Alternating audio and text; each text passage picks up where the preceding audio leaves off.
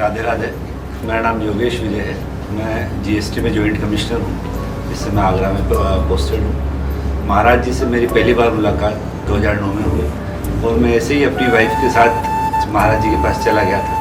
लेकिन महाराज जी से जब पहली बार मुलाकात हुई तो कोई प्रयास नहीं करना पड़ा, क्योंकि महाराज जी ने कभी भी किसी को अपना शिष्य बनाने का प्रयास या गुरु मंत्र देने का प्रयास नहीं किया। पहली बार हमने इस प्रकार का गुरु देखा जो बिना गुरु मंत्र दिए लाखों लोगों को अपना शिष्य बना लेता है। और महाराज जी से मिलते ही स्वतः ही जो भी भक्त होता है या जो भी महाराज जी का कृपा प्राप्त होता है वो स्वतः उनको अपने आप अपना गुरु मान लेते हैं। ना महाराज जी कभी कहते हैं कि तुम मेरे शिष्य हो, ना हमने कभी कहा आप मेरे गुरु हैं, लेकिन वो स्वतः मन में चला गया महाराज जी से मुलाकात करने के बाद। और धीरे धीरे महाराज जी की इतनी कृपा प्राप्त हुई हम लोगों को।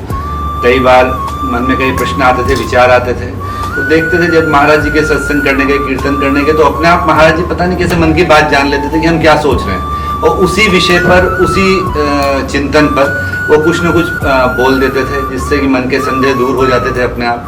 कई बार दर्शन महाराज जी करने के पता चला बहुत भीड़ लगी है, आपको लग रहा है महाराज जी के दर्शन नहीं हो पाएंगे, अपना अनुभव है, और अचानक महाराज जी हॉल से बाहर आ गए कुर्सी पे बैठ के, और ऐसा लग रहा था कि शायद महाराज जी कोई दर्शन नहीं कर पाएगा, सब मना कर रहे थे, अचानक महाराज जी एकदम आपके पास आके खड़े हो गए। तो ऐसा लगता था महाराज जी अपने भक्तों की, अपने चाहने वालों की सब बातें जान लेते थे, और लगातार हम लोगों को महाराज जी की कृपा मिलती रही। महाराज जी चले गए, उसके बाद हमको लगता था क्या होगा, लेकिन महाराज जी सब अपने बच्चों के लिए कोई ना कोई अपना प्रचारक नियुक्त करके गए, स्वतः दे के गए वो लोगों को, किसी ने प्रयास नहीं किया। महाराज जी ने अपने जो बच्चे थे उन सबको जोड़ के रखा।